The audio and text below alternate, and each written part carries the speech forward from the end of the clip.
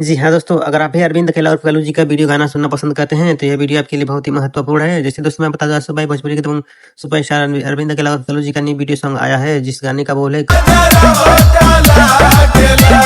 होटा लागेलो, और यह गाना IVY Bhojpuri movie YouTube channel पर आ चुका है। तो दोस्तों आज की वीडियो में हम इसी पर बात करने वाले हैं। तो आप भी अरविंद अकेला और कल्लू जी से प्यार करते हैं तो हमारे चैनल को सब्सक्राइब कर लेना। चलिए वीडियो स्टार्ट करते हैं।